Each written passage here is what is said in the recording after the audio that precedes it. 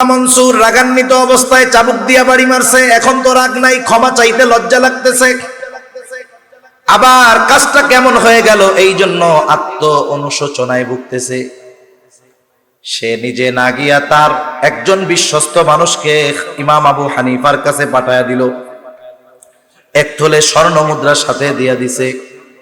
বলতেছে, ইমাম আবু হানিফাকে গিয়ে বলবা যে আমি এই আচরণের জন্য লজ্জিত, ব্যথিত, দুঃখিত এবং আমার পক্ষ থেকে তার কাছে ক্ষমা চায়া নিবা। সাথে সাথে আমার পক্ষ থেকে এই এক থলে স্বর্ণ মুদ্রা তাকে হাদিয়া প্রদান করবা এবং এটাও বলবা আপনি যদি খলিফার দেওয়া এই হাদিয়া গ্রহণ করেন তাহলে খলিফা সুনিশ্চিত হবে যে আপনি তাকে ক্ষমা করে দিয়েছেন।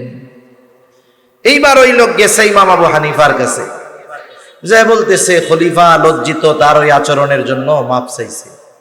ইমাম আবু হানিফা রহমাতুল্লাহি আলাইহি নববী গুণে গুণান্বিত, উনি বলছে ঠিক আছে মাফ করে দিলাম, মাফ করে দিছে। এখন ওই যে শর্ত, এক থলে স্বর্ণ মুদ্রা, বলে এটা হাদিয়া দিছে, আপনি নিলেই তবে উনি নিশ্চিত যে আপনি মাফ করছেন। ইমাম আবু হানিফা হাদিয়া গ্রহণে অস্বীকৃতি জ্ঞাপন করলেন। বাস্তবতা হলো হাদিয়ার নামে অনেক কিছুই আমার আপনার কাছে আসতে পারে, হাদিয়া হলেই সেটা গ্রহণ করা যাবে না। আপনি আমি যদি সুনিশ্চিত হই এই লোকটা চুরি কইরা টাকা পয়সা আইনা আমারে হাদিয়া দিতেছে, মোটা অঙ্ক দেখে হাদিয়া গ্রহণ করা যাবে না। আমি তো সুনিশ্চিত এটা চুরির মাল। বলেন তো, চোর চুরি কইরা আইনা যদি হাদিয়া দেয় তাহলে সেটা গ্রহণ করা যাবে নাকি? ইমাম আবু হানিফা হাদিয়া গ্রহণ করেন না, বলে ফেরত নিয়ে যাও, মাফ করে দিস। বলে আপনি হাদিয়াটা গ্রহণ করেন। ইমাম আবু হানিফা এবার জিজ্ঞাসা করে, তোমার খলিফা এত স্বর্ণ মুদ্রা হাদিয়া দিল, পাইল কোথায়? এটা কি ওনার ব্যক্তিগত সম্পদ নাকি? বলে ওনার ব্যক্তিগত সম্পদ কোথায়? উনি এটা রাষ্ট্রীয় কোষাগার থেকে দিয়েছেন। ইমাম আবু হানিফা বললেন না, এটা ফেরত নিয়ে যাও। লোকটা আরো জোরাজুরি করে, বলে আপনি এটা রেখে দেন, আপনি ব্যয় না করেন অসুবিধা নাই, আপনি অন্যান্য মানুষদেরকে এগুলো দিয়ে দিয়ে আপনার ব্যবহারের দরকার নাই, আপনি দিয়ে দেন। ইমাম আবু হানিফা এবার বলে, তোমার কাছ থেকে এটা রাখবার পর আমি নিজের জন্য ব্যয় করলাম নাকি অন্য কাউকে দিয়ে দিলাম, বিষয়টা এমন হবে না। বরং তোমার খলিফা জানবে, মানুষের কাছে বলবে আমার দেওয়া হাদিয়া ইমাম আবু হানিফা গ্রহণ করেছে। তুমি তো এটা তাকে ফেরত দিবাই, সাথে গিয়ে বলবা এই যে খেলাফ খলিফার দায়িত্ব পালনার্থে রাষ্ট্রীয় কোষাগার থেকে তাকে যেই সম্মানী ভাতা দেওয়া হয়, এই সম্মানী ভাতার বাইরে একটা টাকা ব্যক্তিগত কাজে ব্যবহার করার অধিকার তার নাই। সে যদি করে তাহলে খেয়ানত করা হবে, সে যদি করে দায়িত্বের খেয়ানত হবে, মানুষের হক নষ্ট। কঠোর ভাষায় কইয়া দিচ্ছে। এইবার ওই লোক দীর্ঘ সময় ধরে তেলাতেলি করতেছে, তো সেও বিরক্ত। খলিফার কাছে গিয়ে একেবারে সুন্দর মতো মিথ্যা কথার রস লাগায়া খলিফার মেজাজ আরো গরম বানাই দিচ্ছে। বাস্তবতাও তো তাই। বলেন তো, এদেশের রাষ্ট্রপতি যে, তার একটা ভাতা আছে না নাই? প্রধানমন্ত্রীর ভাতা আছে না নাই? যখন মন্ত্রীরা থাকে তাদেরও ভাতা আছে, এমপির ভাতা আছে, চেয়ারম্যান, উপজেলা চেয়ারম্যান, মেম্বার, ওয়ার্ড মেম্বার, সবার ভাতা আছে। এই ভাতার বাইরে একটা টাকা ব্যক্তিগত কাজে ব্যবহার করার ক্ষমতা কারো নেই।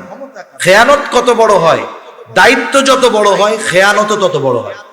পরিমাণ একই থাকবে, কিন্তু দায়িত্বের চেয়ারের পরিবর্তনের কারণে খেয়ানতের পরিধি সুবিশাল হয়ে যায়। যেমন অনেক সময় বিভিন্ন এলাকায় ওয়ার্ডের জন্য, গরিব মানুষের জন্য গম আসে না? মনে করেন এক ওয়ার্ডে এক মেম্বারের কাছে 100 জন মানুষের জন্য গম দেওয়া হয়েছে। এই গম বন্টন হয় নাই, সব এক জায়গায় স্তূপ করা আছে। বলেন তো, ওই যে গমের প্রতিটা দানার মধ্যে হক কতজনের আছে বলেন তো? কারণ এটা এখনো বন্টন হয় নাই। মেম্বার যদি একটা গম চুরি করে, হক নষ্ট করবে কতজনে? মনে করেন এক ইউনিয়নে 1000 মানুষের গম আসছে, বন্টন হয় নাই। চেয়ারম্যান একটা গম চুরি করছে, বলেন তো কতজনের হক নষ্ট হবে? মনে করেন এক আসনে গম আসছে 10,000 মানুষের জন্য, এমপি সাহেবের অধীনে একটা গমও বন্টন হয় নাই। এমপি সাহেব একটা গম চুরি করছে, কত হাজার মানুষের হক নষ্ট হবে? মনে করেন রাষ্ট্রীয় কোষাগার থেকে একটা টাকা প্রধানমন্ত্রী চুরি করেছে, বলেন তো কতজনের হক নষ্ট হবে? গোটা রাষ্ট্রের সব মানুষের হক নষ্ট হবে। দায়িত্ব শুধু পরিবর্তনের কারণে পরিমাণ ছোট এক, কিন্তু দায়িত্ব বড় হওয়ার কারণে খেয়ানতের পরিধিও বড় হয়ে যায়। এখন যে বলছে, উনিও গিয়ে সুন্দর মতো সাজায়া কুজায়া ইমাম আবু হানিফার নামে বলছে আপনারে খেয়ানতকারী কইছে, আপনি নাকি এই সেই করেন। খলিফা রাগ হয়ে গেছে, এইবার বাহিনী পাঠায় দিছে। গরম পানি খলিফা প্রচন্ড রাগান্বিত হয়ে গেছে।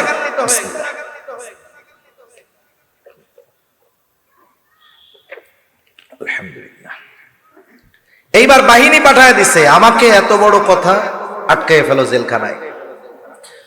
ইমাম আবু হানিফাকে জেলখানার মধ্যে আটকিয়ে দেওয়া হলো। ঐতিহাসিকেরা লিখতেছে কত জুলুম, কত অত্যাচার ইমাম আবু হানিফার উপর।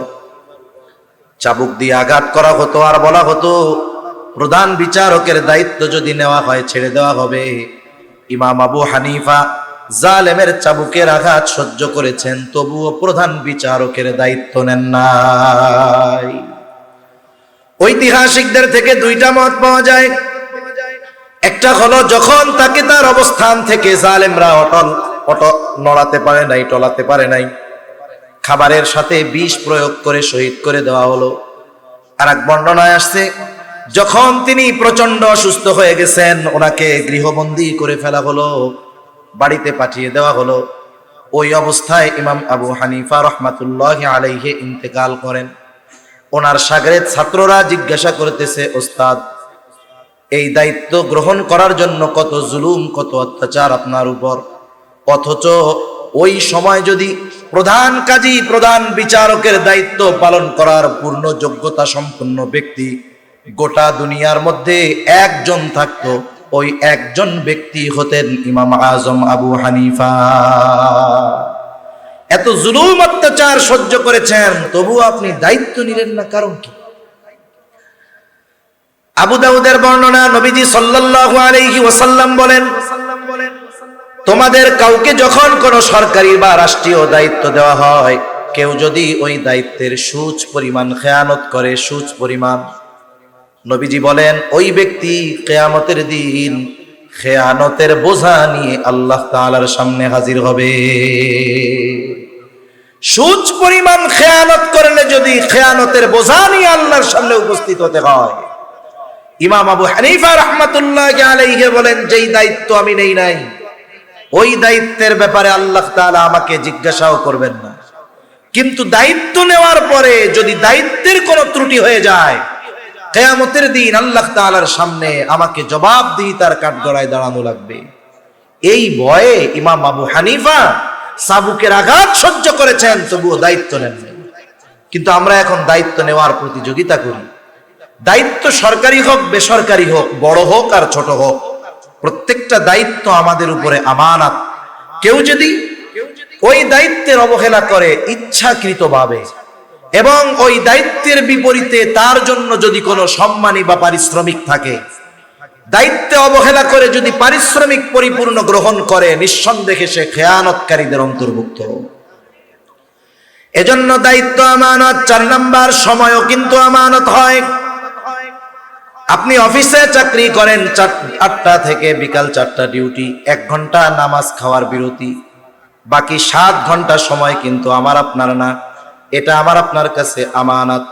ইচ্ছাকৃতভাবে এই সময়গুলো নিজের কাজে ব্যয় করার কোনো সুযোগ নাই।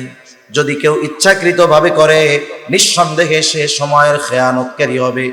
মাজহার নানুতুবি রহমাতুল্লাহি আলাইহি, যার নামে মাজাহিরুল উলুম সাহারানপুর মাদ্রাসা, এই মাজহার নানুতুবি রহমাতুল্লাহি আলাইহি এক মাদ্রাসায় খেদমত করতেন।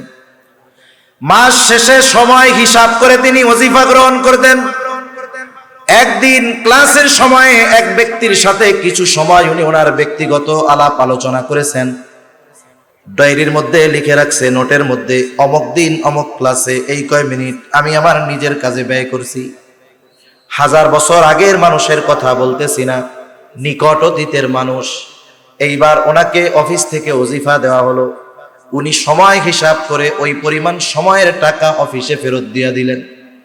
জিজ্ঞাসা করা হয়, হযরত এটা কি বেশি গেছে নাকি? বলে না, বেশি যায় নাই, তবে ফেরত দেওয়ার কারণ কি? তিনি বলতেছেন, অমুক দিন অমুক ক্লাসে এই কয় মিনিট সময় আমি আমার নিজের কাজে ব্যয় করেছিলাম। যেই সময়টা আমি নিজের কাজে ব্যয় করেছি, ওই সময়ের বিপরীতে যেই ওজিফা, সেটা আমার জন্য গ্রহণ করা উচিত হবে না। এজন্য সময়ের আমানত আমরা হেফাজত করব। তারপরে এই জান আল্লাহ তাআলার পক্ষ থেকে আমানত, মাল সম্পদ আমানত, জান মাল আল্লাহ তাআলার সাথে আমাদের কেনা বেচা হয়ে গেছে। মূল মালিক কিন্তু আমরা না, জান মালের মালিক কে? জোরে বলেন না কে? আমরা কিসের মালিক? জান্নাতের মালিক। কিসের মালিক? জান্নাতের মালিক। আল্লাহ তাআলা বলেন, ইন্নাল্লাহা আশতারা মিনাল মুমিনিনা আনফুসাহুম ওয়া আমওয়ালাহুম বিআন্না লাহুমুল জান্নাহ। আল্লাহ তাআলা বলেন, নিশ্চয়ই তিনি মুমিনের জান এবং মালকে জান্নাতের বিনিময়ে কিনে নিয়েছেন। তার মানে কেনা বেচা হয়ে গেছে। জানমালের মালিক আল্লাহ, আমরা হইলাম জান্নাতের মালিক। কেনা বেচা হয়ে গেছে। আমার জান্নাত আল্লাহ তাআলার কাছে, আল্লাহর জান্নাত জানমাল আমার আপনার কাছে। এখন এইটা আমার আপনার কাছে আমানত। আমানতের জিনিস দ্বারা উপকার হাসিল করা যায় না। কেউ যদি 500 টাকার একটা ছেঁড়া নোট আমার আপনার কাছে দিয়া বলে, হুজুর এইটা আমানত, আপনি যদি চিন্তা করেন, এর বাজারে ভালো মাছ উঠছে, টাকা তো আর নাই, এই 500 টাকা ছাড়া এই টাকাটা দিয়ে মাছটা কিনে নিয়ে যাই, বাড়ির থেকে আরেকটা 500 টাকার নোট তাকে দিয়া দিব, হবে না। কারণ যেই বস্তুটা আমানত রাখবে, আমানতটা হুবহু ওই বস্তুটাকেই রাখতে হবে, ওইটাকেই সংরক্ষণ করতে হবে। এখানে টাকার পরিমাণটা আমানত না, বরং ওই নোটটাও আমানত। এখন জানমাল ব্যবহারের মূলত অনুমতি নাই, আমানত যেহেতু। তবে আল্লাহ তাআলা দয়া করে এটা আমাদের ব্যবহারের অনুমতি দিয়েছেন, এই জন্য এটা আমাদের জন্য একটা নেয়ামত। তবে ব্যবহারের একটা পরিধি আল্লাহ তাআলা দিয়ে দিয়েছেন। এই জানমাল এই পরিধির বাইরে ব্যয় করা যাবে না। জান বলতে কি? আমার শ্রম, মেধা, বুদ্ধি, পরিশ্রম, এগুলো জান। এখন আমি আপনি আমার আপনার জানের দ্বারা জান ব্যয় করে, শ্রম ব্যয় করে, মেধা ব্যয় করে ভালো কাজ করি, দ্বীনি কাজ করি, মানব কল্যাণে কাজ করি, কোনো অসুবিধা নেই। প্রয়োজনে দ্বীনের জন্য জীবন উৎসর্গ করে দেওয়া, এটা তো আরো ভালো। সম্পদ মাল ব্যয় করেন, ভালো খাইতে মন চায় খাই, পড়তে মন চায় পড়ি, অসুবিধা নেই। এমনকি নবীজি জানিয়ে দেন, পরিবারের জন্য যেটা ব্যয় করা হয় ওটাও সাদাকা। তবে অপচয় অপব্যয় করা যাবে না। যদি অমুসলিমেরও যদি সহযোগিতার দরকার হয়, আপনি মাল থেকে অমুসলিমকে টাকা দেন চিকিৎসার জন্য, খাবার কেনার জন্য, পোশাক কেনার জন্য, অসুবিধা নেই। কিন্তু ওই মাল থেকে একটা টাকাও এমন কাজে ব্যয় করা যাবে না যেই কাজটা অন্যায়। যদি কেউ করে তাহলে সে জানমালের খেয়ানতকারী বলে সাব্যস্ত হবে। শরীয়তের বিধিবিধান আমাদের উপরে আমানত। আল্লাহ তাআলা কোরআনুল কারীমের মধ্যে বলেন, ইন্না আরাদনাল আমানাতা আলাস সামাওয়াতি ওয়াল আরদি ওয়াল জিবাল ফাআবাইনা আন ইয়াহমিলনাহা ওয়া আশফাকনা মিনহা ওয়া হামালাহাল ইনসান। আল্লাহ তাআলা বলেন, আমি এই আমানত আসমানের কাছে, জমিনের কাছে, পর্বতের কাছে পেশ করলাম। তারা প্রচন্ড ভীত সন্ত্রস্ত হয়ে গেল, এই আমানত বহনে অস্বীকৃতি জ্ঞাপন করলো। ওয়া হামালাহাল ইনসান, মানুষ এই আমানত বহন করলো। কি সেই আমানত? মুফাসসিরিনে কেরাম বলেন, সেই আমানত হলো কোরআন। কেউ কেউ বলেন শরীয়তের সকল বিধিবিধান, একই কথা। তাহলে এই কোরআন তথা শরীয়তের যত হুকুম আহকাম আছে সব আমাদের উপরে আমানত। কেউ যদি আল্লাহ তাআলার আদেশ নিষেধ অমান্য করে, নিঃসন্দেহে সে খেয়ানতকারীদের অন্তর্ভুক্ত হয়ে যায়। সন্তান সন্ততি আমানত, অঙ্গ প্রত্যঙ্গগুলা আমানত, হাত পা চোখ কান আমানত। বলে এর খেয়ানত কেমনে হয়? বলে অঙ্গ প্রত্যঙ্গের গুনাহ করার মাধ্যমে অঙ্গ প্রত্যঙ্গের খেয়ানত হয়। আল্লাহ তাআলা বলেন, ইয়ালামু খাইনাতাল আয়ুন ওয়া মা তুখফিস সুদূর। আল্লাহ তাআলা বলেন তিনি জানেন তোমরা চোখের কি খেয়ানত করো, শুধু তাই না অন্তরে কি লুকায় রাখো, অর্থাৎ অন্তরের কি খেয়ানত করো সেটাও যিনি জানেন তিনি কে। এই কয়েকটা বিষয় আমরা মনে রাখি। কষ্ট হচ্ছে নাকি আপনাদের?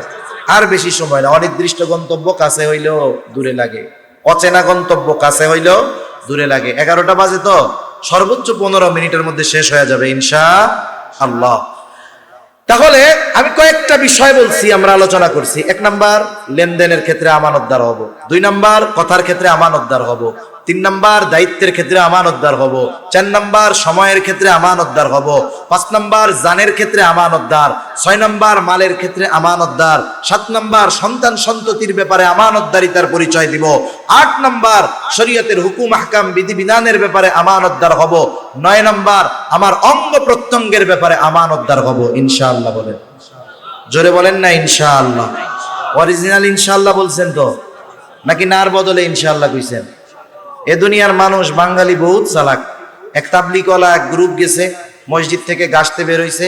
এখন এক গ্রুপ দেখাই দিছে, ওই যে ওদের এসএসসি পরীক্ষা শেষ হয়েছে, 3 মাসের টাইম আছে, একটু দেখেন তাশকিল কইরা টইরা 1 চিল্লা 2 চিল্লা 3 চিল্লায় নেওয়া যায় নাকি। এখন যার যে কাম সে তো সেই কামেই খুঁজে, কয় পাইছি। এবার দল বল নিয়ে পোলাপান একটারে ধরছে, একটাকে ধইরা তাশকিল করতেছে যে আল্লাহর রাস্তায় যাওয়ার জন্য দীর্ঘ সময়। ও লজ্জায় নাও কইতে পারে না, আবার কয় যদি হাঁ কইয়া দেই তাহলে তো বিপদ। চুপ করে বইয়া রয়েছে, খালি ওয়াজ শুনে। ওপাশ দিয়ে খেলাধুলা বন্ধ, আর একজন ওর কানের কাছে গিয়ে কয় তোরে জীবনেও ছাড়বে না, তাড়াতাড়ি ইনশাআল্লাহ কও। তুই যাস আর না যাস এটা হলো পরের হিসাব, আগে ইনশাআল্লাহ কইয়া বাস। তার মানে অনেক মানুষ, কাছের মানুষ, পরিচিত মানুষ এখন বলছে ভাই আমার এই কাজটা করে দাও, বন্ধু মানুষ তুমি। ও মনে মনে কয় তোর কাজ তো করবো না। এখন না যদি সরাসরি বলে তাহলে একটা খারাপ বিষয় না, কয় ইনশাআল্লাহ। আবার পাবলিকও বোঝে যে বাঙালি ইনশাআল্লাহ কইলে বিশ্বাস পাই, এই জন্য আবার কয় ভাই সত্যি সত্যি করবেন তো, ভাই সত্যি সত্যি করবেন। তাইলে বোঝেন ইনশাআল্লাহর যে আজমত, ওজন, আমরা এর অপব্যবহার করে কোথায় নিয়ে গেছি যে ইনশাআল্লাহ বলার পরে একটা মানুষের দৃঢ় বিশ্বাস হওয়ার কথা ছিল যে এই লোকটা তার সর্বস্ব দিয়ে প্রচেষ্টা করবে, আল্লাহ যদি তৌফিক দেয় হবে। আর আমরা ইনশাআল্লাহ বললে আগে সন্দেহ করে, মনে হয় করবে না। ওই ইনশাআল্লাহ কইছেন না, অরিজিনালটা কইছেন। আল্লাহ আমাদের তৌফিক দান করেন, আমিন। তাহলে আল্লাহ তাআলা এই আয়াতে নির্দেশ দিয়েছিলেন কয়টা? সামগ্রিক কথা হলো 1 নাম্বার আমানতদার হও। 2 নাম্বার ওয়াইদা হাকামতুম বাইনান নাসি আন তাহকুমু বিল আদল। আর তোমরা যখন মানুষের মধ্যে বিচার আচার করবা, ন্যায় বিচার করবা। বিচারক শুধু কোর্টে থাকে না, ঘরেও কিন্তু থাকে। আমরা প্রতিটা মানুষ জীবনের কোনো না কোনো সময় বিচারকের ভূমিকা পালন করা লাগে। অনেক সময় দেখা যায় 2 সন্তানের মধ্যে দ্বন্দ্ব, বিচারক হইল বাপ। অনেক সময় দেখা যায় একটা সন্তানকে প্রাধান্য দিয়ে আর এক সন্তানের উপরে অবিচার করে, এমন বাবা আছে না নাই? এই ক্ষেত্রেও ন্যায় বিচার করতে হবে। তার মানে একেবারে নিম্ন পর্যায় থেকে সর্বোচ্চ পর্যায়ের বিচারের দায়িত্ব যে পাবে, অবশ্যই তাকে ন্যায় বিচার করতে হবে। শত্রু যদি বিচারের জন্য আসে, ন্যায় বিচার করতে হবে। আল্লাহ তাআলা মানা করছেন, ওয়ালা ইয়াজরিমান্নাকুম শানাআনু কওমিন আলা আল্লা তা'দিলু ই'দিলু হুয়া আকরাবু লিত্তাকওয়া। কোন কওমের প্রতি যদি বিদ্বেষ থাকে, এই বিদ্বেষের কারণে তাদের উপরে অবিচার করার সুযোগ নাই। আল্লাহ তাআলা এই জায়গায়ও ন্যায় বিচার করার নির্দেশ দিয়েছেন।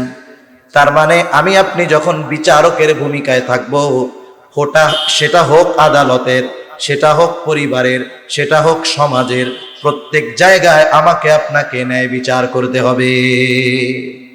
আফসোসের বিষয় হলো আমরা আমানতদার শাসক চাই, কিন্তু আমাদের মধ্যে আমানতদারিতার গুণ নাই।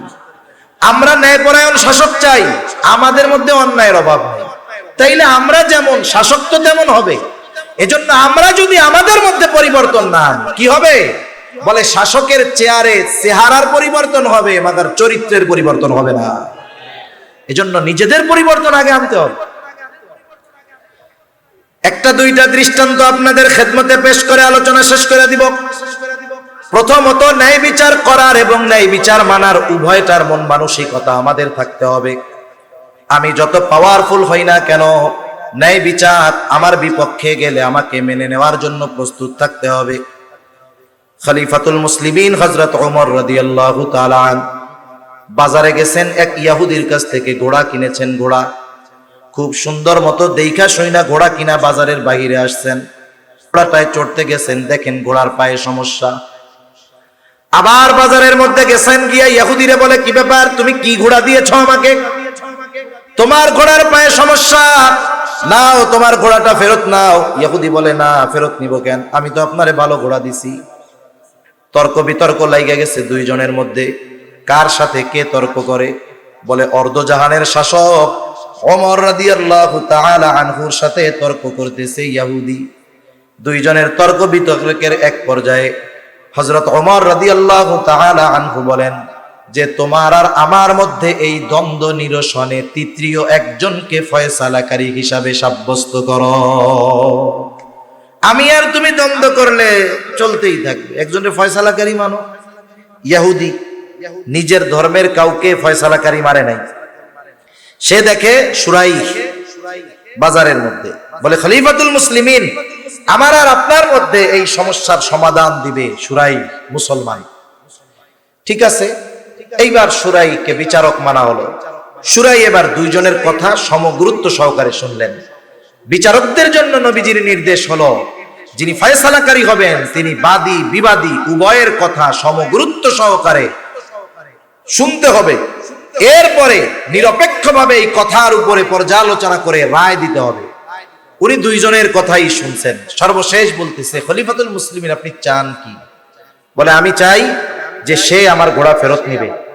বলে, সে তো ঘোড়া ফেরত নিতে বাধ্য, সে ঘোড়া ফেরত নিতে বাধ্য। তবে আপনি যখন তার কাছ থেকে ঘোড়া কিনছেন, টাকা পয়সা তো দিয়ে দিছেন, যখন নিয়া বাইর হইছেন বুঝা নিছেন ঘোড়ার অবস্থা কেমন ছিল? বলে, তখন ঘোড়া সব ঠিকঠাক ছিল। সমস্যা কই দিছে? কয়, বাজারের বাইরে গিয়ে উঠতে গেছি আর দেখি পায়ে সমস্যা। তার মানে তার হাত থেকে যখন বুঝে নিছে তখন ঘোড়া ঠিক ছিল।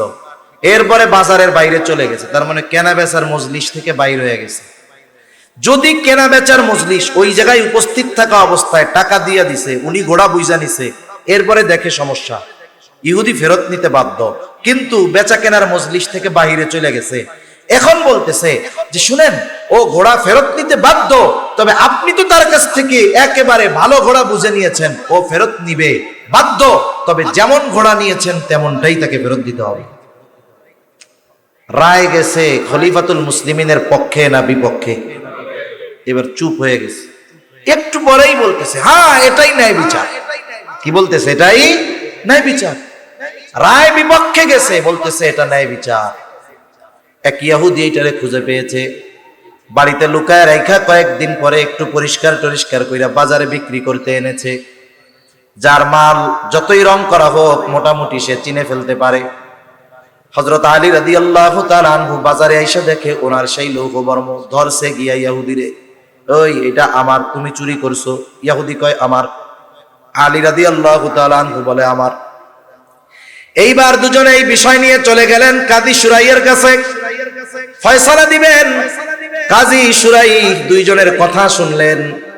হযরত আলী রাদিয়াল্লাহু তাআলা আনহু বলে, এটা আমার, মাল আছে ইহুদির হাতে, আর ইহুদিও বলে আমার।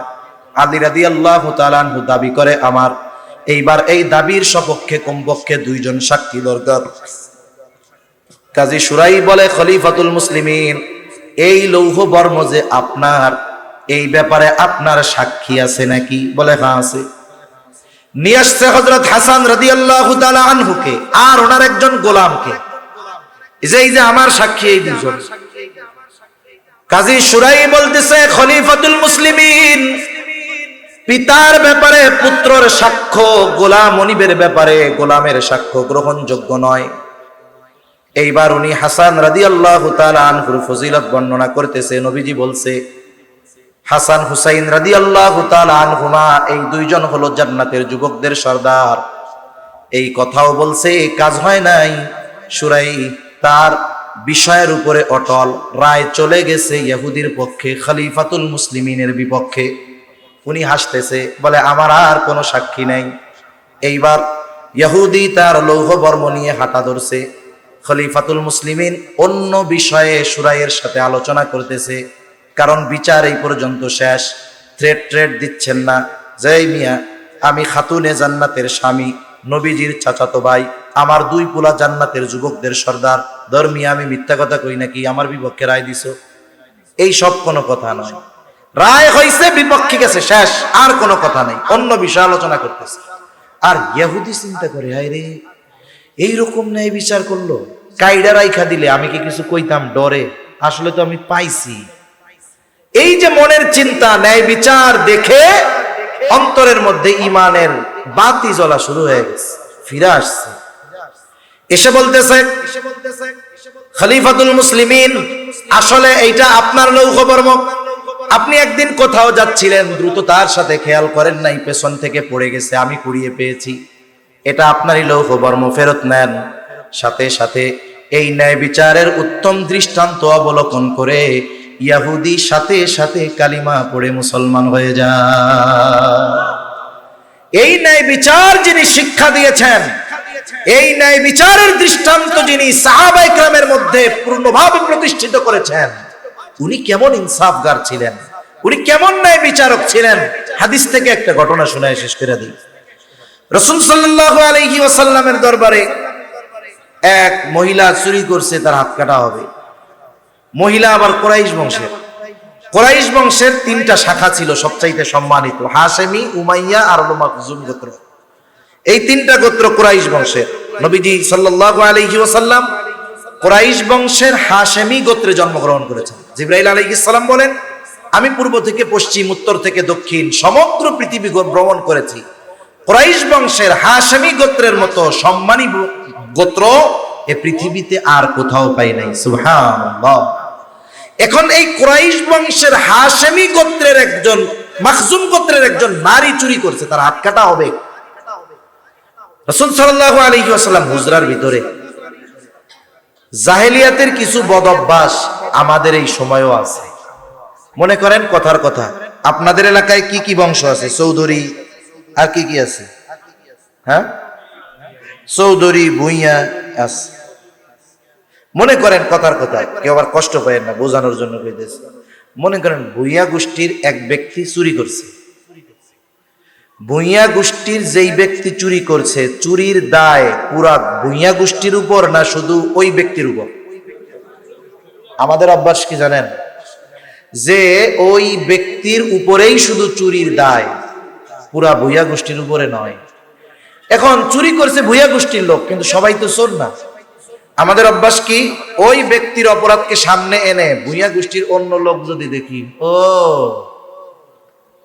চোরের গোষ্ঠীর লোক, এরকম পুরা গোত্র বংশ ধরে চোর হিসাবে অপবাদ দেওয়ার মতো প্রচেষ্টা করে কি করে না? এটা জাহেলিয়াতের সময়ের কাজ। ওরা এই কাজ করতো। সাহাবায়ে কেরাম তো শুধু নবীকে ভালোবাসে না, নবীর বংশরেও তো ভালোবাসে, বংশের লোকদের ভালোবাসে। চিন্তা করতেছে, কুরাইশ বংশের মহিলার যদি চুরির কারণে হাত কাটা যায়, ইহুদিরা একবারে গলা ছাইড়া কইব, দেখ নবীর বংশের মহিলা চোর। এই কথাটাও সাহাবায়ে কেরামের সহ্য হবে না। মূলত এই মহাব্বতে চিন্তা করতেছে, এই মহিলার শাস্তিটা যদি একটু কমায় দেওয়া যেত। এই মহিলা যে কুরাইশ বংশের, নবীজি মনে হয় জানে না রে, জানলে মনে হয় একটু কিছু হইতো। এখন নবীজির কাছে খবর পৌঁছানোর দরকার যে মহিলা কুরাইশ বংশের। কারে দিয়া পাঠাবে? যায়েদ রাদিয়াল্লাহু তাআলা আনহুর ছেলে ওসামা, ছোট, ওরে শিখায়া দিছে, তুমি তোমার নানার কাছে গিয়া বলবা, নানা যেই মহিলা চুরি করছে না, এটা কুরাইশ বংশের মহিলা। ছোট মানুষ, যা শিখাই দিছে হুবহু তাই গিয়ে নবীজির কাছে বলছে। অনেক সময় অনেক মা বাবা ছোটদেরকে শিখায় দেয়, ও মাদ্রাসায় যায় নাই অথবা স্কুলে যায় নাই, পরের দিন ভয়ে আর যাইতে যায় না। এখন মা শিখায় দেয় বা বাপ শিখায় দেয়, তুমি মাদ্রাসায় যাও, হুজুর কিছু বলবে না। যদি কিছু বলে জিজ্ঞাসা করে, বলবা তোমার পেট ব্যথা হয়েছিল এই জন্য আসো নাই। এখন ওই বাচ্চা গেছে মাদ্রাসায় গেছে, হুজুর জিজ্ঞাসা করে, তুমি আসো নাই কেন কালকে? বলে, হুজুর আমার পেটে ব্যথা হয়েছিল। হুজুরও চালাক, জিজ্ঞাসা করে, তোমার পেটে ব্যথা হয়েছিল কইছে কে? কই আমার আম্মু কইছে। ছোট মানুষ না, যেইভাবে শিখাই দিছে এইভাবে গিয়াই বলছে। নবীজি তো বুঝতে পারছে যে এই কথা ও নিজের থেকে বলে নাই, কেউ শিখায় দিছে। হুজরা থেকে নবীজি বের হলেন। নবীজি এবার বলতেছে, তোমরা কি আমাকে এমন বিষয়ের ব্যাপারে সুপারিশ করতেছো যেই বিষয়ের সুপারিশ, যেই বিষয়ের শাস্তি কার্যকর করার নির্দেশ আল্লাহ তাআলা দিয়েছেন? তোমরা কি আমাকে এমন বিষয়ের জন্য সুপারিশ করতেছো? এইবার নবীজি খুতবা দিলেন, বলেন, তোমাদের পূর্বে বহু সম্প্রদায়কে এই কারণে ধ্বংস করে দেওয়া হয়েছে যে তাদের মধ্যে যখন কোনো সম্ভ্রান্ত ব্যক্তিকে চুরির অপরাধে আটক করা হতো, এই যে সম্ভ্রান্ত ব্যক্তি চুরি করছে এই কারণে তাকে ছেড়ে দেওয়া হতো। সে সম্ভ্রান্ত ব্যক্তি, ওনরা এমপি মন্ত্রী ছিলেন, মানুষ মারছেন, এই জন্য জেলখানার থেকে বের হয় মারওয়ালা পাঞ্জাবি গায়ে দিয়া, হাতের মধ্যে হাতকড়া নাই, পায়ের মধ্যে বেড়ি নাই, অথচ প্রকাশ্যে শত শত মানুষ হত্যার সাথে এরা জড়িত, কিন্তু এদেরকে হাতকড়া পরানো হয় না, একেবারে ভাঁজ করা মার দেওয়া পাঞ্জাবি বাবুর মতো জেলখানা থেকে আদালতে আনে। আর আমরা দেখেছি বিগত সময় ওলামায়ে কেরামকে বিনা অপরাধে আটক করা হয়েছে।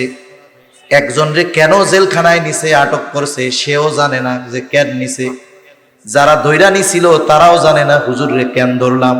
তার মানে বিনা অপরাধে জেলখানায় নিয়ে পায়ে বেড়ি, হাতে হাত করা, মাজায় লোহার শিকল পরায়া, বেঁধে বেঁধে রশি দিয়ে টেনে টেনে, মাথায় হেলমেট পরায়া, বুকে বুলেট প্রুফ জ্যাকেট পরায়া, কেমন যেন বিশ্বের সবচাইতে বড় অপরাধী এইভাবে নেওয়া হয়েছে শুধুমাত্র আলেম হওয়ার কারণে। আর ওই জালেমগুলো প্রকাশ্য মানুষ হত্যার মদতদাতা হওয়ার পরেও এদের ব্যাপারে কোনো ধরনের ব্যবস্থা গ্রহণ করা হচ্ছে না। যারা এখন রাষ্ট্রের দায়িত্বে আছে, ওরা যদি অপরাধীদের সাথে ওই ধরনের আচরণ না করে, তাদেরকে যদি রেসপেক্ট প্রদর্শন করে, নতুন আযাবের অপেক্ষা করতে থাকো। সেজন্য অপরাধীর সাথে কোনো বৈষম্য চলবে না, অপরাধের আলোকে তার সাথে ব্যবহার করতে হবে, কারণ এটা তার প্রাপ্য, এটার উপযুক্ত সে। ওই সময়ও করা হইতো সম্ভ্রান্ত মানুষ, এরে কি চুরির অপরাধে শাস্তি দেওয়া যায়? সেটা দাও। আবার একই অপরাধে যখন কোন দুর্বল মানুষকে আটক করা হতো, তার উপরে হাদ কায়েম করা হতো, শাস্তি কায়েম করা হতো, শাস্তি দেওয়া হতো। নবীজি বলেন, এই কারণে তোমাদের পূর্বে বহু সম্প্রদায়কে আল্লাহ ধ্বংস করে দিয়েছেন। নবীজি এইবার বলেন, ওয়াইমুল্লাহ, আল্লাহর শপথ, লাউ আন্না ফাতিমাতা বিনত মুহাম্মদ সারাকাত লাকাতাতু ইয়াদাহা। নবীজি বলেন, আল্লাহর কসম, মুহাম্মাদের কন্যা ফাতেমাও যদি চুরি করত, অবশ্যই আমি তার হাত কেটে দিতাম। এইরকম ন্যায় বিচারের সবচাইতে উত্তম উপমা দৃষ্টান্ত রাহমাতুল লিল আলামিন রেখে গিয়েছেন। সেই জন্য আমানতদারিতা এবং এই ন্যায় পরায়ণতা, ইনসাফ, ন্যায় বিচার পরিপূর্ণভাবে যখন প্রতিষ্ঠিত না হবে, যতক্ষণ প্রতিষ্ঠিত না হবে, ততক্ষণ পর্যন্ত পরিপূর্ণ শান্তি আসবে না। আর এই কোরআনুল কারীমের শাসন ব্যবস্থা যতদিন এই পৃথিবীতে প্রতিষ্ঠিত না হবে, আল্লাহর কসম, যত তন্ত্র মন্ত্র আছে ওগুলোর দ্বারা পরিপূর্ণ আমানতদারিতা আর ইনসাফ পাওয়া যাবে না। আল্লাহ তাআলা এই দুই বিষয়ের আদেশ করে নিজের ওয়াজের প্রশংসা নিজে করতেছেন। একটু সময় বেশি হচ্ছে, শেষ আর কি, মূল কথা শেষ। বল খেলায় ইনজুরি টাইম আছে না, 90 মিনিটের পরে 5 মিনিট আছে না, তাহলে সেই ইনজুরি টাইম চলতেছে ধরেন। এখন আল্লাহ তাআলা নিজের ওয়াজের প্রশংসা নিজে করতেছেন। দেখেন, আমরা যদি আমাদের কাজের প্রশংসা আমরা করি, মানুষে বলবে এটা বেকুব, বোকা, এটার জ্ঞান বুদ্ধি নাই। কিন্তু আল্লাহ তাআলা নিজের ওয়াজ নিজে প্রশংসা করে বলতেছেন, ইন্নাল্লাহা নি'ম্মা ইয়াইদুকুম বিহ। কতই না সুন্দর ওয়াজ আল্লাহ তাআলা করলেন। তার মানে এই দুইটা বিষয়ের নসিহতকে আল্লাহ তাআলা সুন্দর ওয়াজ বলে বলেছেন। কতই না সুন্দর ওয়াজ তিনি করলেন, আসলেও সুন্দর ওয়াজ। আবার এরপরে আল্লাহ তাআলা কেমন যেন বলেন, গোলাম, এত সুন্দর ওয়াজ আমি তোমাদের করলাম, এই সুন্দর ওয়াজগুলো শ্রবণ করবার পরে, জানবার পরে তোমরা এই ওয়াজের উপরে আমল করো কি করো না, আমি আল্লাহ কিন্তু দেখি। এই ওয়াজ শ্রবণ করবার পরে কি আলোচনা সমালোচনা করো, আমি আল্লাহ কিন্তু তাও শুনি। কেন? বলে ইন্নাল্লাহা কানা সামিআন বাসীরা, নিশ্চয়ই আল্লাহ তাআলা সর্বশ্রোতা সর্বদ্রষ্টা। এই জন্য আজকে আমাদের প্রতিজ্ঞা হবে যে আমরা পরিপূর্ণ আমানতদার হব, ন্যায়পরায়ণ হব ইনশাআল্লাহ। আল্লাহ তাআলা আমাদের সকলকে আল্লাহ তাআলার বলা এই সুন্দর দুইটি গুণে গুণান্বিত হওয়ার তৌফিক দান করেন, আমিন। ওয়া আখিরু দাওয়ানা আনিল হামদুলিল্লাহি রাব্বিল আলামিন। আসসালামু আলাইকুম ওয়া রাহমাতুল্লাহি ওয়া বারাকাতুহু। আলহামদুলিল্লাহ। একটু সময় বসে হুজুর ইনশাআল্লাহ এখনই দোয়া করে দিবেন। দীর্ঘক্ষণ পর্যন্ত আমরা অত্যন্ত গুরুত্বপূর্ণ আলোচনা শুনতেছিলাম। আল্লাহ তাআলার কাছে দোয়া করব, আল্লাহ তাআলা যেন আমাদেরকে এই কথাগুলো অনুযায়ী